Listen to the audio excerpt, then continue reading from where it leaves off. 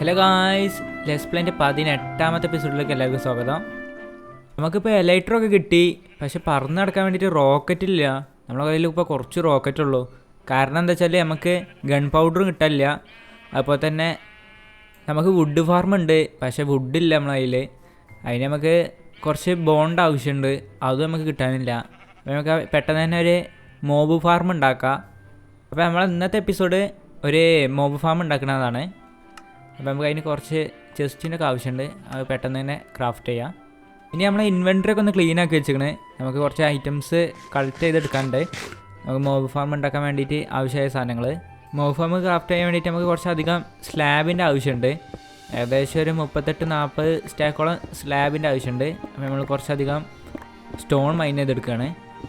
അങ്ങനെ കുറേ ടൈമിന് ശേഷം നമുക്ക് ആവശ്യമുള്ള സ്റ്റോൺ കിട്ടി. ഇതിൽ 6 സ്റ്റാക്കോളം സ്റ്റോണും പിന്നെ ഇതിൽ ഫുള്ള് സ്റ്റോണും ഉണ്ട്. ഇതന്നെ നമുക്ക് ധാരാളം ആവശ്യത്തിനുള്ള സ്റ്റോൺ ഉണ്ട്. ഇനി നമുക്ക് ഈ സ്റ്റോണൊക്കെ ഒന്ന് ബ്രിക്കാക്കി മാറ്റണം, എന്നിട്ട് പിന്നെ സ്ലാബ് ആക്കണം. ഇവന്മാരിപ്പോൾ എപ്പോഴും നമ്മളെ മുന്നിലുണ്ടല്ലോ, പക്ഷെ ഇവന്മാർ അറ്റാക്ക് ചെയ്യണില്ല കേട്ടോ നമ്മളെ. നമ്മളങ്ങനെ നോക്കിക്കൊള്ളൂ, അല്ലാതെ നമ്മളെ വെറുതെ ഒന്ന് അറ്റാക്ക് ചെയ്യണമെന്നില്ല. ഇനി പുതിയ അപ്ഡേറ്റ് ആണോ ഇങ്ങനെ അറിയില്ല, അതിൻ്റെ വേൾഡിൻ്റെ കുഴപ്പമാണോ അറിയില്ല. ഇവന്മാർ നമ്മളെ അറ്റാക്ക് ചെയ്യണില്ല, എപ്പോഴും ഇതുപോലെ ഇങ്ങനെ നോക്കി വെക്കും. ഒച്ച ഉണ്ടാക്കണമൊക്കെ ഉണ്ട്. ഞാൻ അപ്പോൾ ഇങ്ങനെ കറങ്ങി നിന്ന് ഇവന്മാരെ അവിടെ നിന്ന് കറങ്ങി. അല്ലാതെ നമ്മളതിൽ ആരുമില്ല. ഞാൻ പെട്ടിയിൽ വെച്ച് മറന്നു തോന്നുന്നു. അപ്പോൾ അതൊന്ന് പെട്ടെന്ന് എടുത്തോണ്ടാ, ഇവന്മാരെ ഡീസ്പോൺ ആവില്ലായിരിക്കും. നമുക്ക് എന്തായാലും പോർഷൻ്റെ ആവശ്യമുണ്ട്. കുറച്ച് നമ്മളെ പെട്ടിക്കകത്ത് തിന്നോട്ടെ. ഇപ്പം തന്നെ 3-4 പോർഷൻ കിട്ടി. ഒരു ഏര നമ്മൾ എടുത്തത്. നമ്മളിത് ഇൻഫിനിറ്റി ആയതുകൊണ്ട് പിന്നെ ഏര കഴിയൂല. ഇനി ഇവന്മാരെ ഇവിടുന്ന് നമുക്ക് ഷൂട്ട് ചെയ്തിടാം. ഒന്ന് കൊണ്ടാൽ പിന്നെ എല്ലാവരും പെട്ടെന്ന് വരുന്നുണ്ട്. അതൊന്ന് വന്ന് ഇനി ഇവന്മാരൊന്ന് തീർക്കട്ടെ. നമുക്കങ്ങനെ ബോട്ടിലും കിട്ടി. ഇനി നമുക്ക് നമ്മളെ കയ്യിലുള്ള സ്റ്റോണൊക്കെ ഒന്ന് മാറ്റിയെടുക്കണം. സ്റ്റോൺ കട്ടറിൻ്റെ അടുത്ത് നിന്നാണ് നമ്മൾ മാറ്റിയെടുക്കുന്നത്. ഇതും ക്രാഫ്റ്റിംഗ് ടേബിൾ എന്തെങ്കിലും വ്യത്യാസം ഉണ്ടോ ഒക്കെ കറക്റ്റിന് മനസ്സിലായില്ല. രണ്ടും സെയിം തന്നെയാണ് തോന്നുന്നുണ്ട്. ഇനിയിപ്പോൾ തൽക്കാലത്തിന് ഇവൻ്റെ അടുത്ത് തന്നെ നമുക്ക് ചെയ്യാം. അതങ്ങനെ നമ്മൾ ഒരു ഷൾക്കർ ബോക്സ് റെഡിയാക്കി എടുത്തുകയാണ്. പിന്നെ നമുക്ക് ആവശ്യത്തിനുള്ള സ്റ്റോൺ നമ്മളെ കയ്യിലുണ്ട്. ഇനി ആവശ്യം വരികയാണെങ്കിൽ നമുക്ക് കുറച്ചുകൂടി ക്രാഫ്റ്റ് ചെയ്തെടുക്കാം. ഇനി നമുക്ക് കുറച്ച് ഗ്ലാസിൻ്റെ ആവശ്യമുണ്ട്. ചില വില്ലേജസ് നമുക്ക് ഗ്ലാസ് വിൽക്കുന്നുണ്ട്. അപ്പോൾ അവൻ്റെ കയ്യിൽ നിന്ന് നമുക്ക് വാങ്ങാം. ഇവൻ്റെ കയ്യിൽ നിന്ന് കുറച്ച് ഗ്ലാസ് നമുക്ക് വാങ്ങാം. ഏകദേശം 2 സ്റ്റാക്കോളം നമുക്ക് കിട്ടി, അതുതന്നെ മതി. ഇനി നമുക്ക് കുറച്ച് ഹോപ്പറിൻ്റെ ആവശ്യമുണ്ട്. അപ്പോൾ കുറച്ചധികം നമ്മൾ അയൺ എടുത്തുകയാണ്. ഇനി കുറച്ച് ഹോപ്പർ നമ്മൾ ക്രാഫ്റ്റ് ചെയ്തെടുക്കണം. ഏകദേശം ഒരു 30 ഹോപ്പർ ക്രാഫ്റ്റ് ചെയ്യാം.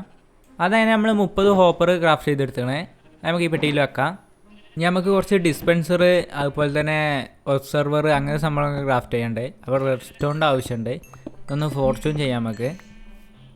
നമ്മളതിനെ കുറച്ചധികം റിപ്പീറ്റർ സെറ്റ് ചെയ്ത് വെച്ചിരിക്കണ്. 27 ഉണ്ട്. ഇനി നമുക്ക് കുറച്ചധികം ഒബ്സർവറിൻ്റെ ആവശ്യമുണ്ട്. അപ്പോൾ നമ്മളെ കയ്യിലുള്ള സ്റ്റോണൊക്കെ ഒന്ന് കൊബിൾ സ്റ്റോൺ ആക്കി എടുക്കുക. സ്റ്റോൺ കട്ടർ യൂസ് ചെയ്ത് നമുക്ക് കൊബിൾ സ്റ്റോൺ കിട്ടും. അതങ്ങനെ 12 ക്രാഫ്റ്റ് ചെയ്ത്. നമുക്ക് കുറച്ചധികം ഡിസ്പെൻസറിൻ്റെ ആവശ്യമുണ്ട്. നമുക്ക് വില്ലേജിൻ്റെയൊക്കെ ഒന്ന് കുറച്ച് ബോ വാങ്ങാം. ബോൻ്റെ ആവശ്യമുണ്ട്. നമ്മളതിൽ കുറച്ചധികം പൈസ ഉണ്ടായതുകൊണ്ട് പിന്നെ അതിൻ്റെ പേടില്ല. എമറാൾഡ് എന്തായാലും അവിടെ എടുക്കൂല, അവിടെ ഇരിക്കട്ടെ. നമുക്ക് ഇവിടെ നിന്ന് തന്നെ പെട്ടെന്ന് ക്രാഫ്റ്റ് ചെയ്യാം. അങ്ങനെ നമ്മൾ 11 ഡിസ്പെൻസർ ക്രാഫ്റ്റ് ചെയ്ത്. ഇനി നമുക്ക് കുറച്ച് റെഡ് സ്റ്റോണിൻ്റെ ആവശ്യമുണ്ട്. നമ്മളെ കയ്യിൽ തന്നെ ഉണ്ട്. ഏകദേശം ഒരു 10-15 ഇതിൽ വെക്കാം. ഒരു 10 വെക്കാം. നമുക്കൊരു കൺവെർട്ടറിൻ്റെ ആവശ്യമുണ്ട്, അതും സെറ്റാക്കി വെച്ചാണ്. പിന്നെ നമ്മൾ കുറച്ച് ബക്കറ്റും പിന്നെ ബിൽഡ് ചെയ്ത് നമുക്ക് ബിൽഡിങ്ങിൻ്റെ മേൽക്കൊക്കെ കയറാൻ വേണ്ടിയിട്ട് കുറച്ച് ബ്ലോക്കും നമ്മൾ കയ്യിൽ വെക്കുന്നുണ്ട്. നമുക്കിനി ഒരു ഐറ്റത്തിൻ്റെ കുറവുണ്ട്, സ്കാഫോൾഡിങ് ഉണ്ടാക്കാൻ വേണ്ടിയിട്ടാണ്. പക്ഷേ നമ്മളെ കയ്യിൽ ഇന്നേ വരെ നമുക്ക് ബാമ്പ് കിട്ടിയിട്ടില്ല. അപ്പോൾ നമുക്ക് ജംഗിൾ നോക്കി ഒന്ന് പോകണം. അപ്പോൾ അതൊന്ന് കണ്ടുപിടിക്കട്ടെ. ഇപ്പം നൈറ്റായി, പക്ഷേ നമുക്ക് ജംഗിൾ ഇന്നേ വരെ കണ്ടുപിടിക്കാൻ പറ്റിയിട്ടില്ല. നമുക്ക് കുറച്ച് ദൂരം കൂടി ഇനി പോയി നോക്കാം.